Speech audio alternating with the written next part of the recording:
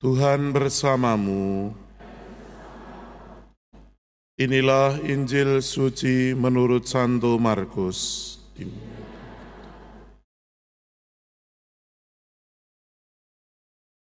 Sekeluarnya dari rumah ibadat di Kapernaum, Yesus dengan Yakobus dan Yohanes pergi ke rumah Simon dan Andreas.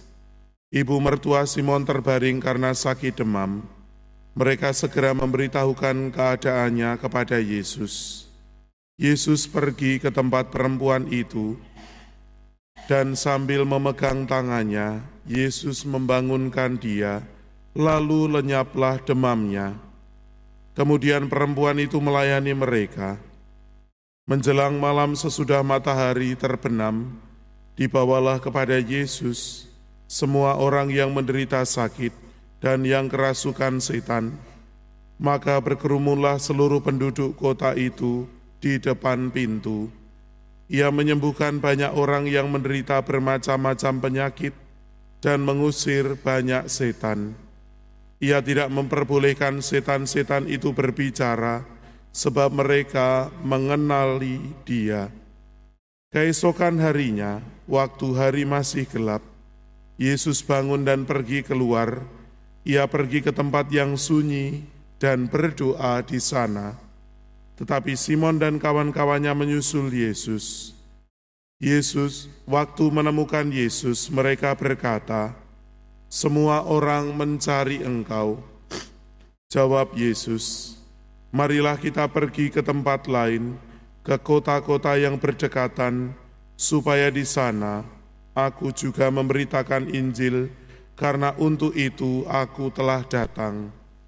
Lalu pergilah Yesus ke seluruh Galilea, memberitakan Injil dalam rumah-rumah ibadat mereka dan mengusir setan-setan. Demikianlah Injil Tuhan. Pujilah Kristus.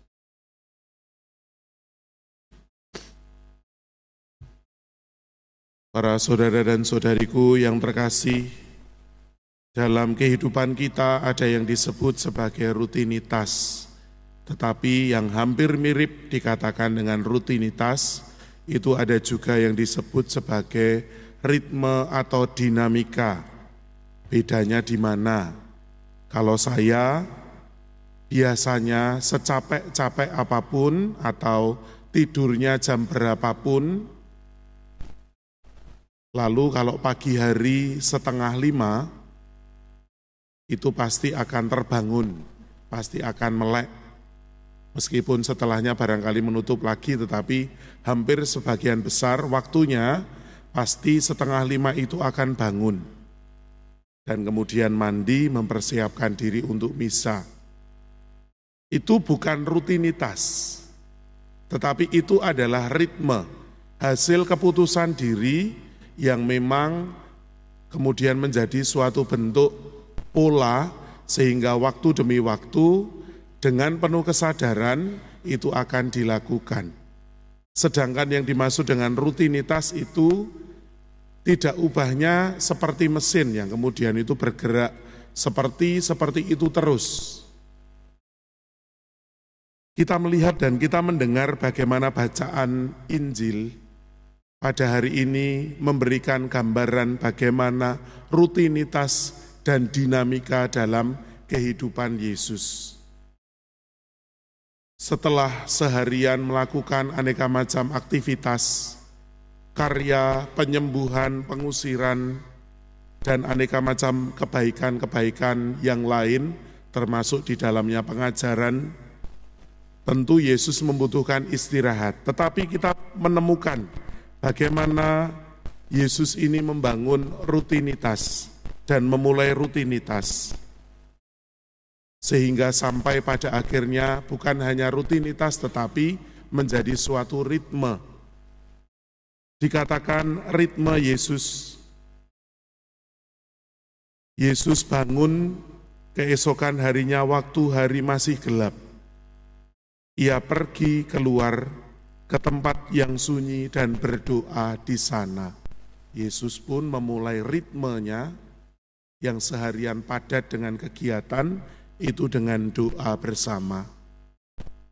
Yesus menyediakan waktu awal, waktu dalam hidupnya ketika hari masih gelap, ketika badan juga segar, untuk datang kepada Bapa dan menimba kekuatan dalam karya. Kita semua ketika mengikuti perayaan Ekaristi pagi, itu rasa-rasanya juga melakukan hal yang sama. Bukan saja kita jatuh dalam rutinitas, kebiasaan yang tidak kita sadari, tetapi ini dipenuhi dengan kesadaran, dipenuhi dengan semangat dan niat. Maka bukan menjadi rutinitas tetapi menjadi ritme. Memulai hari dengan doa dan pada akhirnya melaksanakan karya. Itulah hidup yang seimbang. Ketika doa dipadukan dengan karya, tidak hanya berat sebelah, tidak hanya memberi tekanan kepada satu sisi atau satu bagian saja, dan tentu keduanya memberikan kesehatan kepada kita, entah itu kesehatan secara rohani ataupun juga kesehatan secara jasmani. Maka marilah kita hari demi hari menghidupi ritme, dinamika yang telah kita bangun lewat rutinitas dengan penuh kesadaran. Mari kita bersama-sama memadukan antara doa dan karya kita.